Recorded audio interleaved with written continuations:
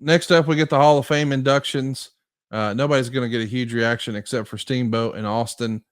Not even Kevin Von Erich, which kind of shocked me watching it, but I guess it was like 26 years ago since, the Von Erichs were on top. Austin's going to drive an ATV to the ring, drive around the ring, drink some beer. The crowd's eating it up. Right before he leaves, he comes over and does a toast with you.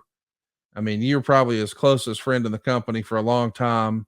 Pretty cool thing to see you and JR, or you and Austin doing a little beer toast at ringside. One thing about this illness, this journey I've been on the last year or so. Look, just keep that picture up there, Bull. I was carrying around more chins in those days. Yeah, you were. Yeah, I weighed 195 yesterday. Dude, you're ready. You're under 205 live weight. Look at you. We can get you a cruiserweight shot. Yeah. Give me. Some, I need to work. But seriously, that was totally impromptu. Had never been discussed. And he's wearing my hat. And you can tell how close the guy is if he allows somebody else to wear his hat. Yes. I'm serious. And there he is. The beer set. Lawler's got his head turned because he don't want to get no alcohol on him.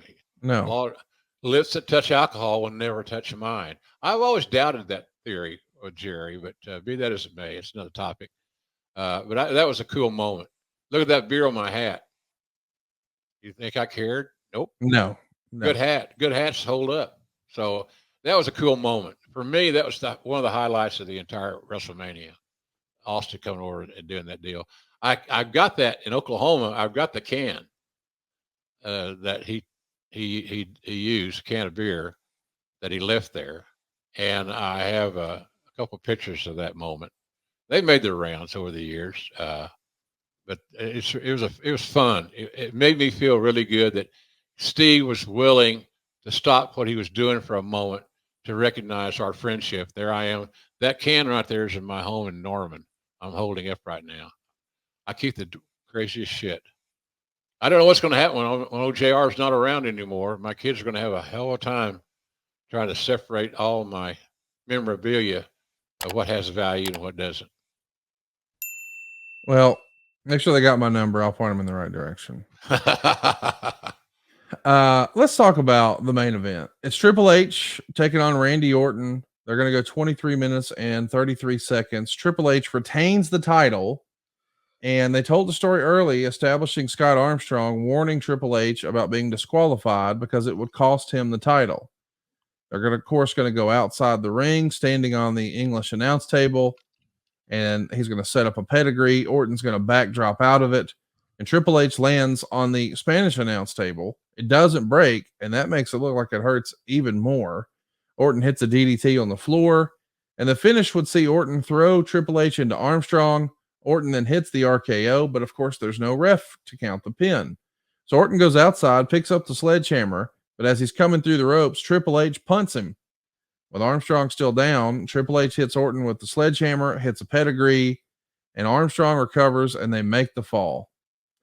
2.5 stars. It's considered one of the more lackluster main events in WrestleMania history, which is ironic considering the build for this match is still the most watched YouTube video in WWE history.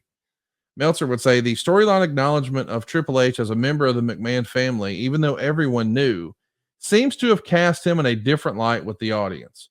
Whether this was just the audience in Houston, the fans who traveled from all those countries for the weekend, which also booed Cena both nights more than Cena has gotten booed in a while, or something more serious will probably be determined in a few weeks. Another problem in the final angle is Triple H versus Orton involved the McMahons joining in and brawling with DiBiase and Rhodes. With the strong storyline, people expected a brawl instead of a normal wrestling match. And everyone was sure Vince and Shane were going to interfere, so the heat wasn't going to pick up until they did. But they didn't, even though there were certain spots in near falls where fans were looking for the ramp. They were expecting the run-in. Did you think that this main event was lackluster or missed the mark? I mean, I know that it was impossible to follow. That's the deal. You just hit the nail on the head right there. Okay. You answered your own question. They nor anybody else on our roster could have followed the performance, sans maybe Rock and Austin. but nobody else could follow the performance of Undertaker and Shawn. It was such an indelible, it made such an indelible impression on the fans there. They had just witnessed, at least in my opinion, I'm maybe over dramatic because that's my role in real life more often than not.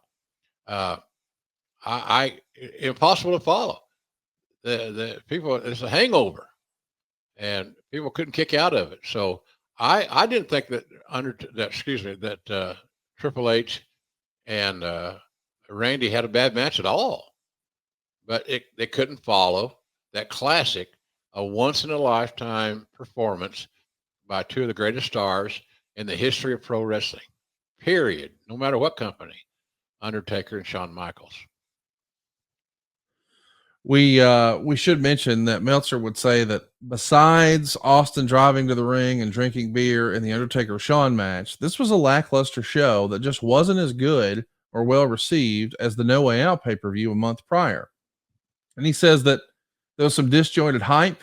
Maybe we lacked a cohesive battle plan for the show. And maybe it was just the fact that fans buy based on the name WrestleMania. They plan their travel months in advance just because they want to go to WrestleMania. And maybe they were resting on their laurels a little bit here.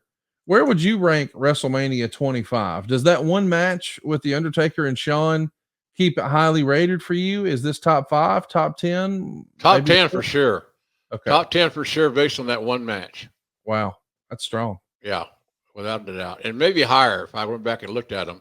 You know, the 3 Austin Rock matches were significant in my career and in the annals of WWE.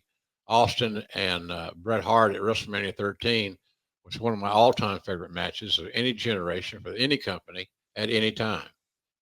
But Undertaker and Shawn did something that you know people are still talking about. Like I said, Conrad and I are encouraging you guys. Yes. If you're going to watch one match and you're a wrestler and you want to learn about psychology and transitions, if you're a fan and you want to know more about the intricacies of the match, look at how Shawn and Undertaker handled the transitions of going from offense to defense, from going to being the aggressor to selling. It's landmark stuff, man. It really is. It's just amazing shit. It's master class level. Not to steal something from our friends at Busted Open, but it's a master class type scenario. Let's talk about that main event. Do you think Wrestling Historian over on Instagram, he wants to know, do you think Shawn Michaels and Undertaker should have been the main event instead? Well, in hindsight, yeah, it's a no-brainer. But you're going to close with your Title. Close the title match, and as you should. Yeah. But the title match has got to outperform what precedes it. And like I said earlier, and there's no knock on Hunter or Randy. Nobody could top what we saw with Taker and Shawn. It's just that significant. Bijan Homeboy 07 says, do you think the Undertaker Shawn match for the Hell in a Cell in 1997, that's where Kane debuted, the very first Hell in a Cell, do you think that was better than their 2 WrestleMania matches? No, I think WrestleMania 25 is untoppable. Yeah. Now, did I enjoy that Hell in a Cell match? You damn right I did. And I thought it brought out a side of Shawn Michaels that showed the audience and the fans just how tough he was. Because he's never going to be the biggest dog in the fight, but he can show toughness and heart, passion. He did all that in that Hell in a Cell match. It was another great piece of business. But WrestleMania 25 stands on its own pedestal. I can't wait to ask you this question. This comes to us from Alexander. He wants to know, JR, thank you for all the memories. My question is, WrestleMania 25, the Taker Shawn match had a 3-man booth with you, King, and Cole for the only time I remember. I thought it added to the match significantly. Did anyone think about making it a 3-man booth for pay-per-views instead of multiple 2-man calls? I had never heard that conversation, but I think everybody was pretty pleased with the announcing on WrestleMania 25. It seemed like everybody was. They were congratulatory, which is always nice to hear. But I don't think that conversation, at least in public, if you will, took place. To McMahon's eye, more is better. he could have and maybe in a perfect world he'd like to have 2 3-man teams. Hell, I don't know. How do you get? I don't want to be in his head anyway. I don't know, but no, I don't think it was ever discussed. But man, I'd have been all for it because I thought we sailed through that thing. Again, we're dancing to we're live. There's no net, so and I thought we all came together as pros and called the match as it was intended to be called.